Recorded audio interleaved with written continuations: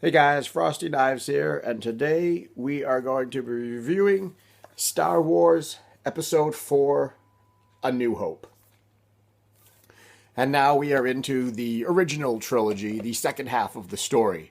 The first half of the story was the rise and fall of Anakin Skywalker and Darth Vader. And the second half of the story is basically the rise of Luke Skywalker and the redemption of Anakin Skywalker.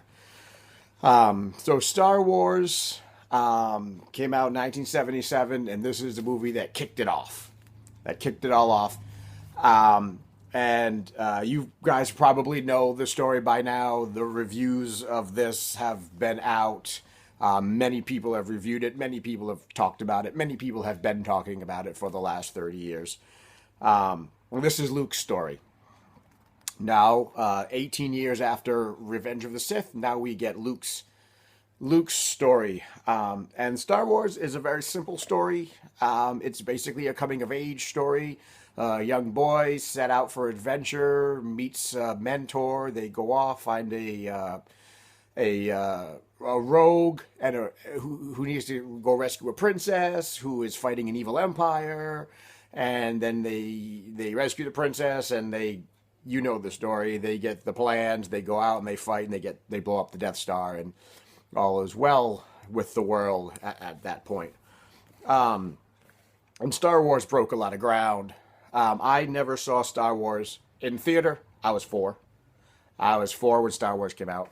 So I first saw Star Wars probably on TV or on video.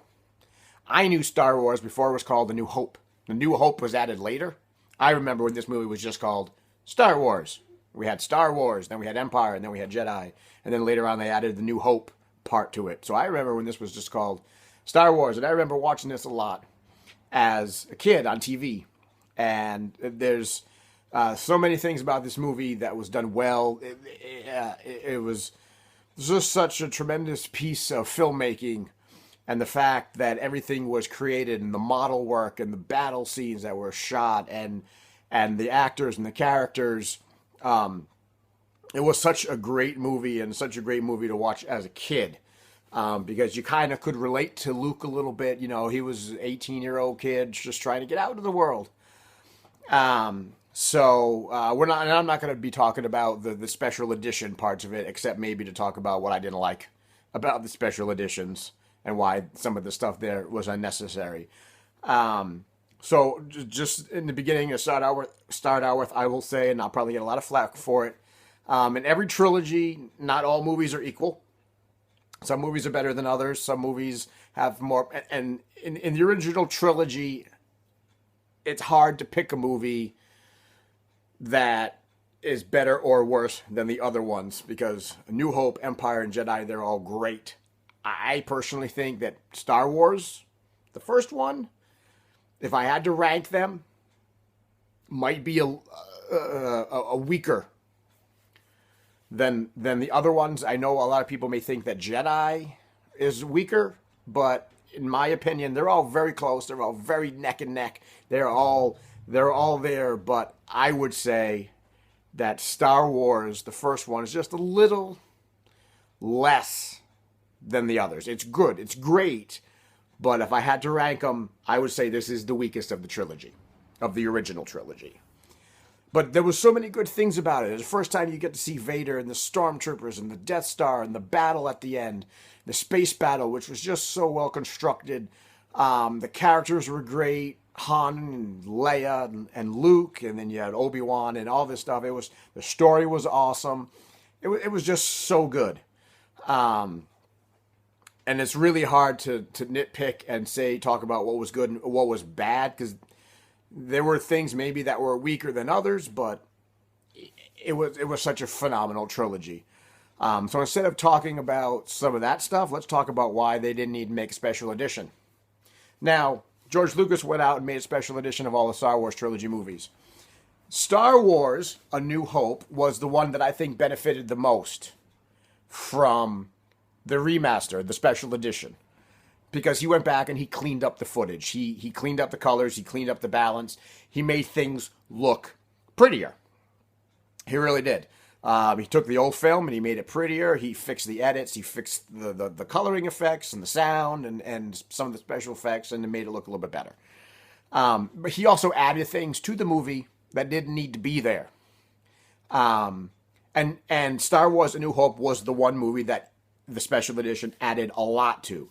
They added some things to Empire, they added some things to Jedi, but Star Wars is the one that really got the meat of the special edition overhaul. So let's touch on that for a minute, since, I want to do something a little different than just review Star Wars straight. Let's touch on some of the special edition things that were added, whether or not I think that they were necessary. He added a lot more in Tatooine, right?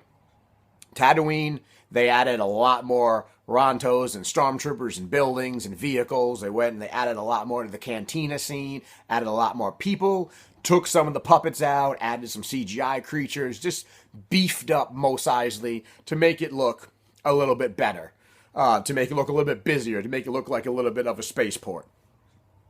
I don't mind that. I love the puppets. I love the puppetry. I'm not so much of a big fan of the CGI, but he beefed it up and he made it look more like a bustling spaceport. And to me, that kind of works, and I'm okay with that. But he added two other things to Mos Eisley that I don't think did work. Number one, he added Jabba. Now, there was a scene that they shot years ago where Han Solo, we know this, meets Jabba the Hutt in Mos Eisley. It was cut from the original. George Lucas added it back in. That's mistake number one. That Jabba looks so bad. That CGI Jabba looks so bad. I like the reveal of waiting until Jedi to find Jabba, to see Jabba. That was a good reveal. Adding Jabba, especially that horrible CGI slug Jabba wandering around the hangar bay, I didn't think it needed to be in there. And not only that, but the fact that you had to have Han Solo, when he shot the original, he shot it with a human, with a human stand-in, and Han Solo's kind of like walking around Jabba, and they had to kind of do something with that, so they made Han step on Jabba's tail. He would have got shot for that. Why was that even in the movie? I mean, Boba Fett was there. Fett was there. Somebody would have shot him for stepping on Jabba's tail. It was just so weird, and it didn't need to be there. That's not something that they needed. The controversial scene. Who shoots first, Greedo or Han? In the original, it was Han. In the special edition, it was Greedo. Again, that was something that didn't need to be fixed. Lucas thought it was broken. It didn't need to be fixed. Han shot first. Han always shoots first. Han had to shoot first. And that was his character arc. When we first meet, Han had the best development in Star Wars, I think, from beginning to end, because when we first met him, he was a rogue. He was a smuggler. He was basically a drug runner. He was running spice, which was drugs for Jabba, and that's what he did, and he dumped it, and he was on the run, and he needed money, like a drug runner does when they get into trouble. And then through the story, he sort of redeems him. He sort of finds something bigger than himself, and then he comes back at the end of Star Wars, and he helps Luke out, and he winds up helping the rebellion, and he plays an instrumental part in the destruction of the Death Star. Well, see, not having Han shoot first takes that desperation away from his character, takes that edge away, takes that story arc of where he went from a drug-running, desperate smuggler to someone who's willing to help, to throwing his lot in with a higher cause. Takes all that away. So that didn't need to be in there. What else did they add that was brandy new? I think that was a lot of it. I think that was, aside from those were the big major changes, aside from, the CGI characters that they added. So the special edition did some things right by adding some beefing up some areas by adding doing some editing, doing some special effects, all that, but it added too much to it that I think the other parts didn't need to be there, because we watched Star Wars in its original cut and never thought that it needed anything else. I liked the characters. I liked, I like the story arc. I like the characters. You finally have a self-rescuing princess in a movie which up to that point hadn't really been seen, because Leia was just as strong as all of the other characters. I mean, she was the one who bluffed her way through the Death Star. She got captured, she got tortured, she got interrogated. She still had the spine to bluff her way through Tarkin, even though it cost her her entire home planet. She was dedicated to the cause. She stood up to it, and it was a bluff, and it failed, and her home world got destroyed, but she still kept fighting the fight.